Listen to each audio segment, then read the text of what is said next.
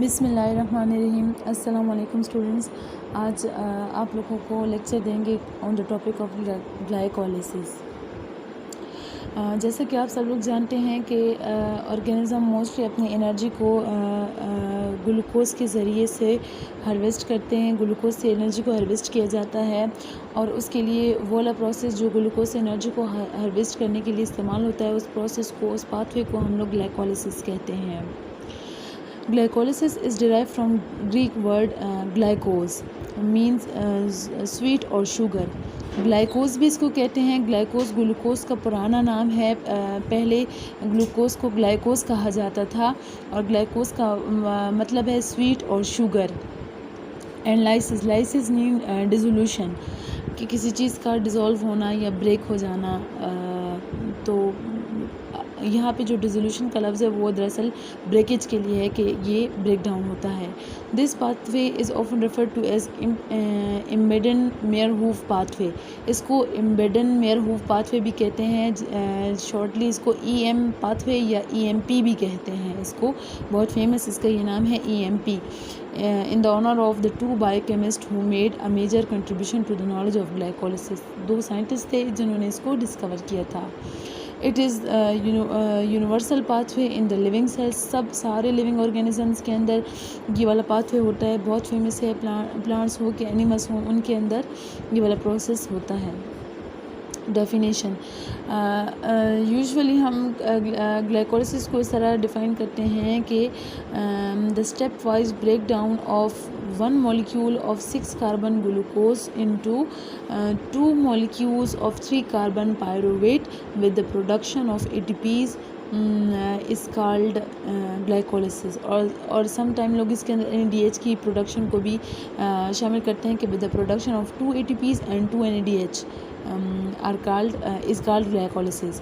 अब यहाँ पे ग्लाइकोलिसिस की डेफिनेशन लिखी हुई है। Glycolysis define as the sequence of the reaction converting glucose to pyruvate और लैक्टेट। अब पायरुवेट में भी चेंज हो सकता है, लैक्टेट में भी चेंज हो सकता है। लैक्टेट में उस टाइम चेंज होगा जिस टाइम के ऑक्सीजन की कमी होगी और एनारोबिक इन्वायरमेंट होगा, तो उसमें लैक्टेट में ये चेंज हो जाएगा, जिसको लैक्टिक एसिड भी कहते हैं और लैक्टेट भी कहते हैं, with the production of ATPs। अब 2 ATPs प्रोड्यूस होते हैं इसके अंदर, लेकिन यहाँ पे ज़्यादा डिटेल में नहीं बताया गया इस डेफिनेशन के अंदर। Glycolysis take place in the cytoplasm के अंदर होता है और इसकी यही वजह है कि इसके सारे एंजाइम्स भी साइटोप्लाज्म के अंदर ही मौजूद होते हैं। ग्लाइकोलिसिस को हम इस तरह शॉर्टली लिख सकते हैं कि glucose +2 ADP +2 inorganic phosphate change into pyruvate +2 ATP। यहाँ पे भी NADH का जिक्र नहीं किया गया। अगर बहुत डिटेल में आप लोग लिखें तो यहाँ पे आप NADH 2 NADH प्लस लिख के और अदर 2 NADH 2 भी लिख सकते हैं, लेकिन उसके अंदर फिर हाइड्रोजन आयन की हाइड्रोजन की बात आ जाती है कि हाइड्रोजन कहाँ से आया, वो डिटेल वाली बात आ जाती है, तो इसलिए यहाँ पे इसको डिस्कस नहीं किया गया बल्कि सिंपल 2 ATP लिखा गया है। रिएक्शन ऑफ ग्लाइकोलिसिस के अंदर क्या होते हैं, इसके 2 फेजेस होते हैं। एनर्जी इन्वेस्टमेंट फेज़ भी कहते हैं पहले फेज़ को, या प्राइमिंग फेज़ भी कहते हैं, क्योंकि प्रिपरेशन हो रही होती है, उसको प्रिपेयर किया जा रहा होता है ग्लूकोज़ के मॉलिक्यूल को कि वो आगे जाके हमें ATPs दे सके। तो इसको एनर्जी इन्वेस्टमेंट भी कहते हैं, इन्वेस्टमेंट फेज़। और प्रिपरेटरी फेज़ भी इसको हम कहते हैं, क्योंकि इसमें ग्लूकोज़ का मॉलिक्यूल प्रिपेयर हो रहा होता है। एनर्जी जनरेशन फेज़ भी इसको दूसरी इसकी वो है स्टेज है, वो क्या है, एनर्जी जनरेशन फेज़ है, और उसको हम ऑक्सीडेटिव फेज़ भी कहते हैं, क्योंकि उसके अंदर 2 NADH के मॉलिक्यूल रिलीज़ होते हैं, तो वो ग्लूकोज़ का मॉलिक्यूल या जो कोई भी सबस्ट्रेट होता है वो ऑक्सीडाइज हो जाता है, तो इसलिए इसको ऑक्सीडेटिव फेज़ भी कहते हैं। पहला स्टेज इसका जो एनर्जी इन्वेस्टमेंट फेज़ है उसका स्टेप 1 को हम कहते हैं फॉस्फोरिलेशन ऑफ ग्लूकोज, जिसमें क्या होता है कि सिंपल ग्लूकोज का मॉलिक्यूल की फॉस्फोरिलेशन होती है। फॉस्फोराइलेशन का मतलब है कि एडिशन ऑफ फॉस्फेट। जब भी एडिशन ऑफ फॉस्फेट होती है उसके लिए लफ्ज़ फॉस्फोराइलेशन का लफ्ज़ यूज़ होता है। Glucose is phosphorylated to glucose 6 phosphate by hexokinase और ग्लूकोकाइनेज। हेक्सोकाइनेज भी इस रिएक्शन को कैटालाइज कर सकता है, ये एक एंजाइम है, और ग्लूकोकाइनेज भी कैटालाइज कर सकता है। देखिए एज का लफ्ज़ जो दोनों के आखिर में मौजूद है वो शो कर रहा है कि ये एंजाइम है। ग्लूकोज भी 6 कार्बन कंपाउंड है, तो इसलिए इसको जो एंजाइम कैटलाइज करते हैं उसको हेक्सोकाइनेज कहते हैं, क्योंकि 6 कार्बन कंपाउंड है ग्लूकोज। तो इसको इस रिएक्शन को कैटलाइज करने की वजह से इस एंजाइम को हेक्सोकाइनेज का नाम दिया गया है। ये लफ्ज़ सिर्फ हेक्सो को मैं एक्सप्लेन कर रही हूँ। अच्छा, और जो ग्लूको है वो इसलिए क्योंकि ग्लूकोज को, क्योंकि मैं आप लोगों को बता चुकी हूँ कि इसका ग्लूकोज का ओल्ड नेम ग्लाइकोज था। तो ये यहाँ पे जो लफ्ज़ काइनेज़ है, काइनेज़ हमेशा उस रिएक्शन के लिए, उस रिएक्शन के एंजाइम के लिए आता है कि जिसमें एटीपी कंज्यूम हो रहा हो, जिसमें एटीपी हमारे पास एडीपी में और इनऑर्गेनिक फॉस्फेट में चेंज हो रहा हो। और इसी तरह यहाँ पे ग्लूकोकाइनेज के अंदर भी काइनेज का लफ्ज़ इसलिए यूज़ हो रहा है क्योंकि यहाँ पे हमारे पास ये देखिए एटीपी यूज़ हो रही है। एटीपी, ये एडीपी और इसके साथ मैंने इसको मिला के फॉस्फेट लिखा हुआ है, तो ये एटीपी बनता है क्योंकि डाईफॉस्फेट, एडेनोसिन डाईफॉस्फेट में 2 फॉस्फेट ही वाले हो गए और 1 फॉस्फेट ही वाला आप शुमार करें तो ये ट्राईफॉस्फेट बन जाएगा। इसलिए नीचे जिसका नाम मैंने एटीपी लिखा है, ये ग्लूकोज का मॉलिक्यूल है, इसके साथ रिएक्शन करेगा या हेक्सोकाइनेज या ग्लूकोकाइनेज की प्रेजेंस में, और हमारे पास क्या होगा, एक हमारे पास ग्लूकोज 6 फॉस्फेट बन जाएगा। देखिए ये कार्बन नंबर 1 2, ये 3, ये 4, ये 5 और ये ऊपर वाला 6 कार्बन है। इसके साथ हमारे पास फॉस्फेट लगा है PO4। PO4 का मॉलिक्यूल लगा, इसको हम ग्लूकोज 6 फॉस्फेट कहते हैं और एक ADP हमारे पास रिलीज़ हो जाएगा। दिस इज़ इरिवर्सिबल रिएक्शन, ये बिल्कुल इरिवर्सिबल है। इरिवर्सिबल का ये मतलब है कि ये रिवर्स में नहीं जाता, बस फॉरवर्ड डायरेक्शन में जाएगा, बैकवर्ड में बिल्कुल नहीं जाएगा। Depending on ATP and magnesium ion, ये डिपेंड करता है ATP के ऊपर। अगर ATP हो तो ये एंजाइम काम करेगा, अदरवाइज़ नहीं करेगा। और मैग्नीशियम आयन इसका कोफैक्टर है। आप यूँ कह सकते हैं कि ATP इसके लिए एज अ को एंजाइम भी एक्ट कर रहा है और जो मैग्नीशियम आयन है वो इसका कोफैक्टर है। यहाँ पे अगर फर्दर मैं बात करूँ इनहिबिटर्स की और उसकी एक्टिवेटर्स की, तो उसके अंदर डिस्कशन बहुत बड़ी हो जाती है। आप लोगों के कोर्स के अंदर इतना मतलब शॉर्टली ज़िक्र है इसका, बहुत डिटेल में नहीं है।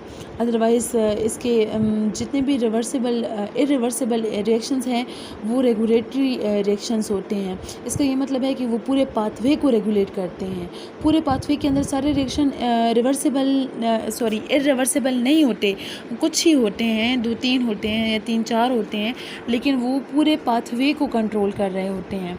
इसलिए जैसे यहाँ पे आप मिसाल के तौर पे देख लें, अगर ग्लूकोज 6 फॉस्फेट नहीं बनेगा तो आगे मेटाबॉलिज्म नहीं होगी, आगे ग्लूकोज की मेटाबॉलिज्म नहीं होगी, ग्लाइकोलिसिस नहीं होगी। तो अगर कोई बंदा ग्लाइकोलिसिस को रोकना चाहता है तो अगर वो किस तरीके से इस स्टेप को रोक दे तो पूरी ग्लाइकोलिसिस रुक जाएगी, क्योंकि ग्लूकोज 6 फॉस्फेट ही नहीं बनेंगे और आगे उसकी फर्दर उसकी प्रोसेसिंग, उसकी ऑक्सीडेशन आगे नहीं होगी तो पूरा पाथवे रुक जाएगा।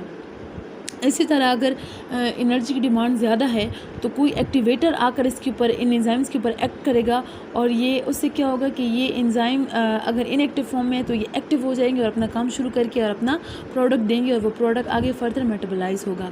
तो इसलिए जितने भी इरिवर्सिबल रिएक्शन होते हैं किसी भी पाथवे के, तो वो उस पूरे पाथवे को रेगुलेट करते हैं, कंट्रोल करते हैं।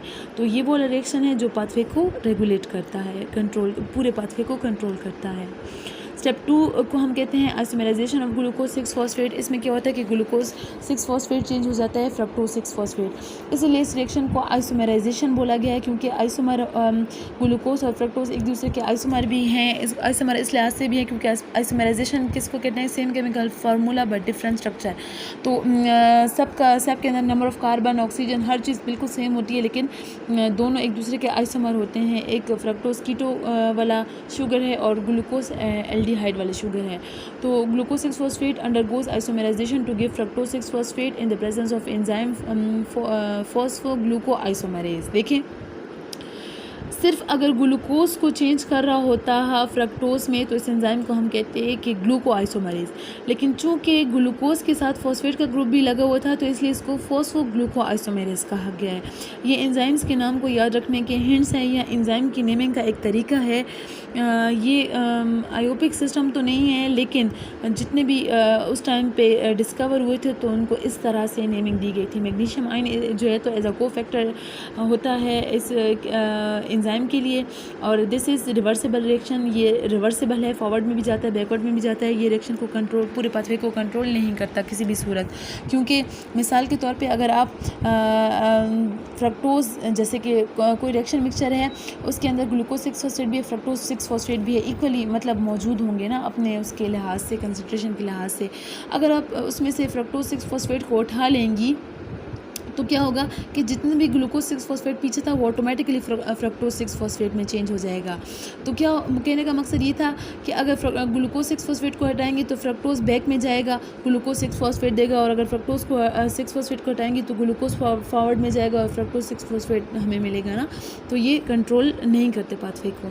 थर्ड स्टेप है सेकेंड फॉस्फोरिलेशन। ग्लूकोज की सेकेंड फॉस्फोरिलेशन होगी, फ्रक्टोज 6 फॉस्फेट चेंज हो जाएगा फ्रक्टोज 1,6 बेस फॉस्फेट में। ये शो किया गया है यहाँ पे, देखिए कार्बन नंबर 6 के साथ है, यहाँ पे कार्बन नंबर 6 के साथ वही, और ये कार्बन नंबर 1 के साथ भी एक्स्ट्रा फॉस्फेट आ गया। Fructose 6 phosphate is phosphorylated into fructose 1,6 bis phosphate by the फॉस्फोफ्रक्टोकाइनेज। वो एंजाइम है कि जो इसको कैटालाइज करता है। यहाँ पे फिर एंजाइम की नेम के ऊपर फॉस्फोफ्रक्टोकाइनेज है। फॉस्फोफ्रक्टो इसलिए है, देखिए अगर सिर्फ फ्रक्टोज की फॉस्फोरिलेशन होती तो हम इसको काइनेज कहते, जिससे पीछे ग्लूकोकाइनेज का था, लेकिन यहाँ पे फ्रक्टोज के साथ फॉस्फेट भी लगा हुआ था, इस वजह से इसको फॉस्फोफ्रक्टोकाइनेज बोला है। ठीक है, ये रिएक्शन भी इरिवर्सिबल है और रेगुलेट नहीं करता उसको ग्लाइकोलाइसिस को। स्टेप नंबर 4 आ गया, cleavage of the fructose 1,6 bis phosphate. 6 carbon molecule टूट जाएगा, 3 carbon molecules 3 carbon molecules 2 molecule बनेंगे, 3 कार्बन कंपाउंड बनेंगे हमारे पास।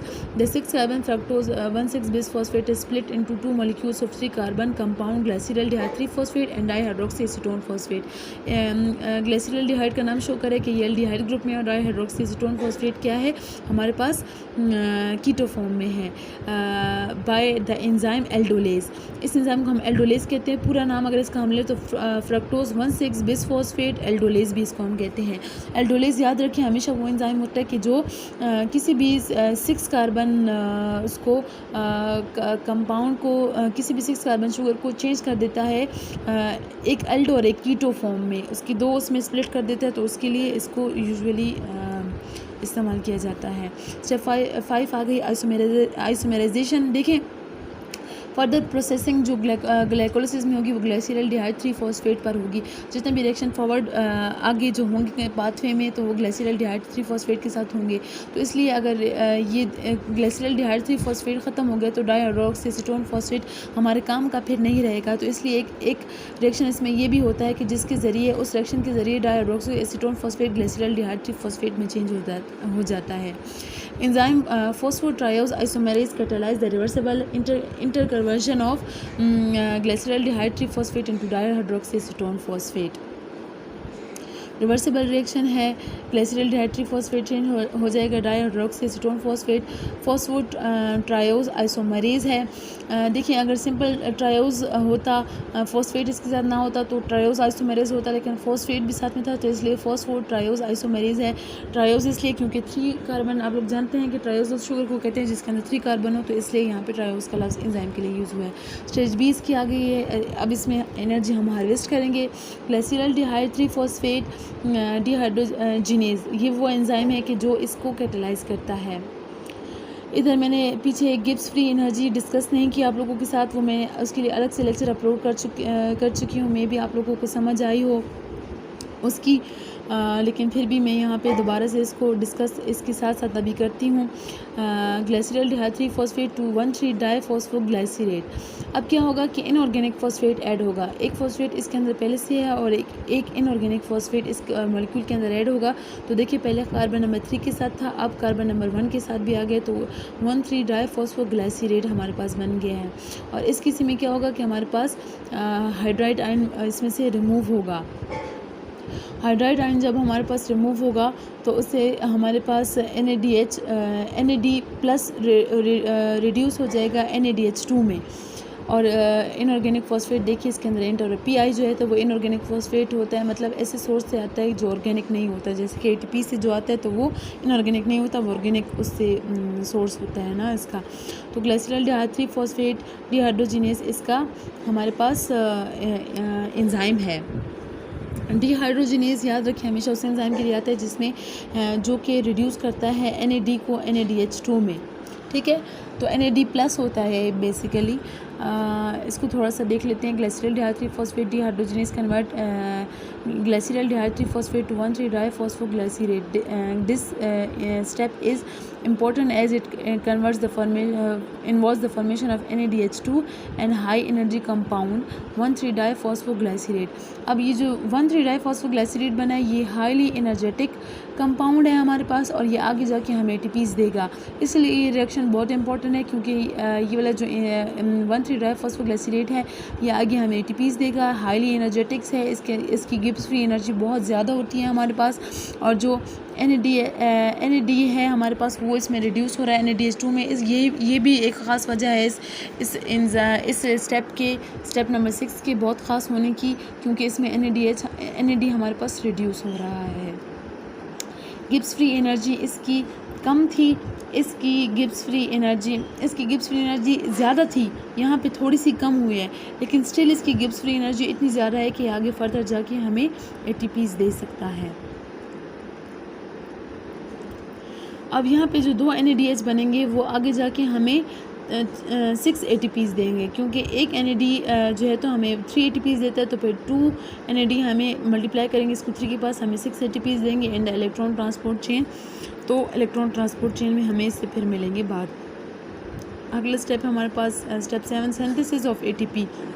ये हमारे पास क्या है, सबस्ट्रेट लेवल की ATP है। फर्स्ट ATP यहाँ पे बन रहा है हमारे पास, और जिसको सबस्ट्रेट लेवल इसलिए कहते हैं क्योंकि ये सबस्ट्रेट से बनती है। सबस्ट्रेट वो रिएक्टेंट को हम कहते हैं किसी पाथवे के अंदर जो रिएक्टेंट होता है उसको किसी भी रिएक्शन में, तो उसको हम सबस्ट्रेट भी कहते हैं।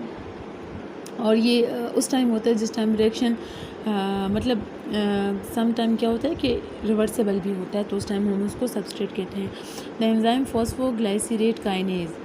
देखिए 1,3-डाइफॉस्फोग्लिसरेट था तो एंजाइम क्या हो गया, फॉस्फोग्लिसरेट काइनेज हो गया, ठीक है।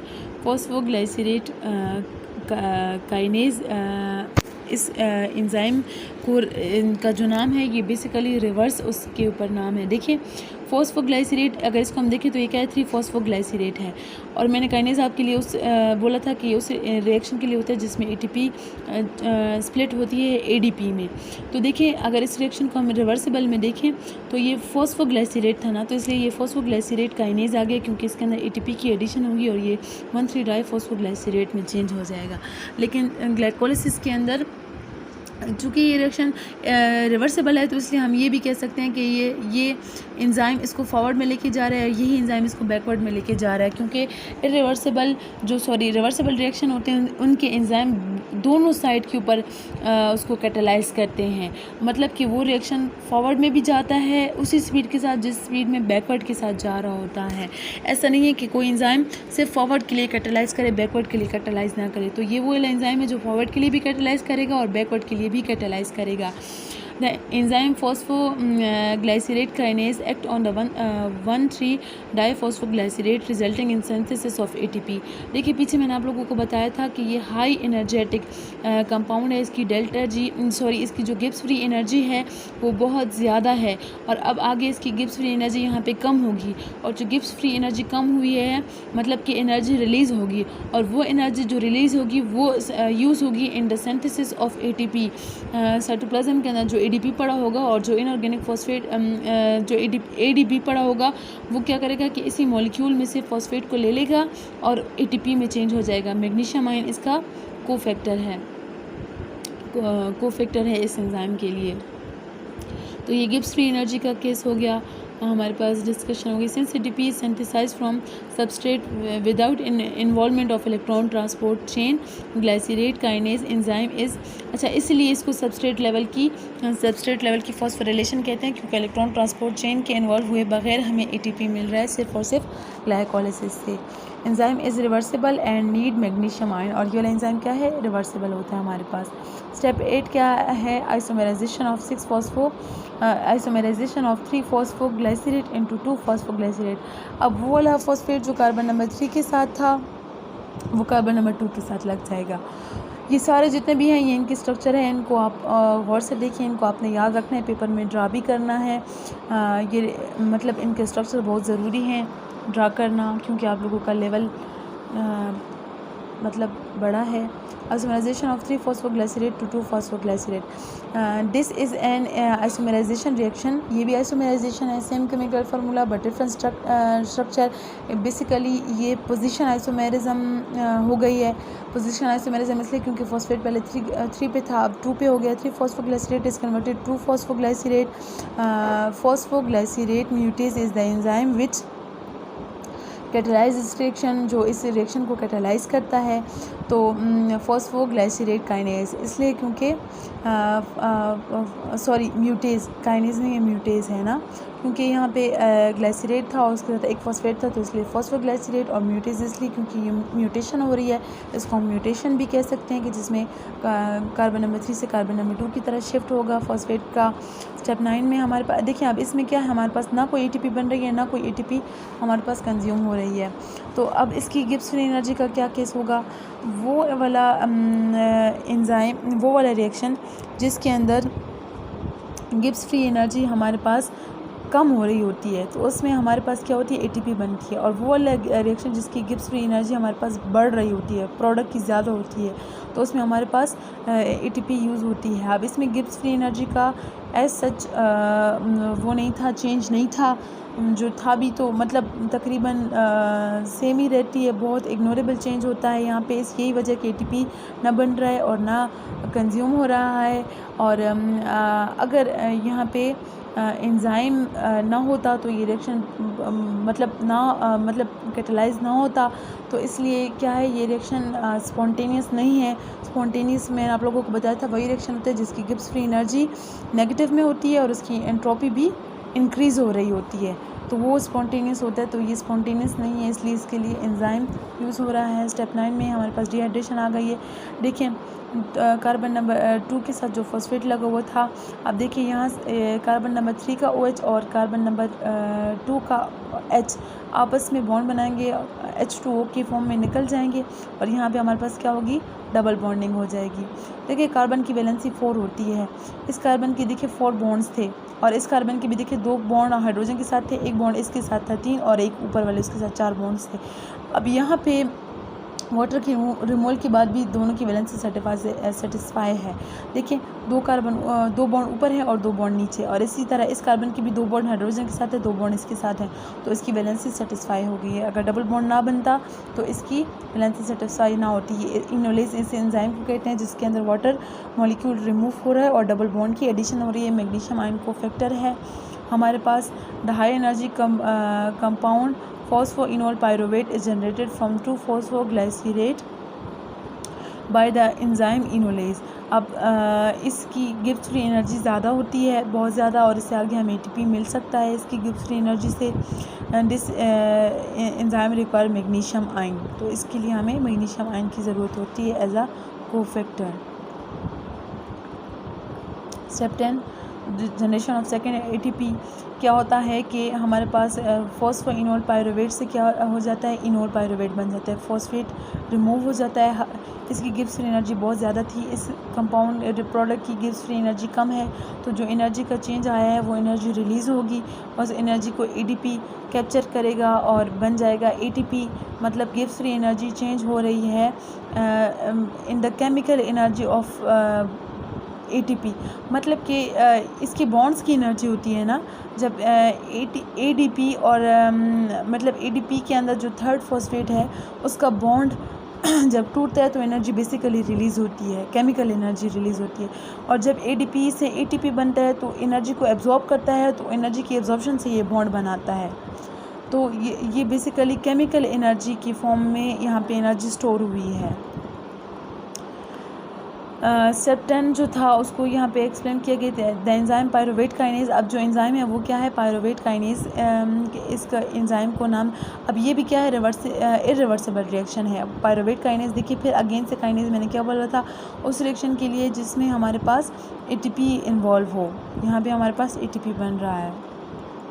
अब देखिए ये वाला रिएक्शन इस बात को शो करता है कि ज़रूरी नहीं है कि काइनेज़ सिर्फ उस टाइम काइनेज़ का लफ्ज़ यूज़ किया जाए जिस टाइम एटीपी स्प्लिट हो, बल्कि सम टाइम इस तरह भी होता है कि एटीपी उसके अंदर हमारे पास बन रहा होता है। जैसे कि यहाँ पे बन रहा है एटीपी से एटीपी बन रहा है, तो यहाँ पे भी काइनेज़ का लफ्ज़ आया, तो यहाँ पे वो लिमिट हमारे पास वो लिमिटेशन नहीं, वो पॉइंट टूट गया है। एटीपी बन भी सकता है काइनेज़ में और टूट भी सकता है। Synthesis of ATP, the enzyme pyruvate kinase catalyse the transfer of high energy phosphate from the phosphoenol pyruvate into the ADP, thus obtaining the second ATP at the substrate level. This reaction is irreversible.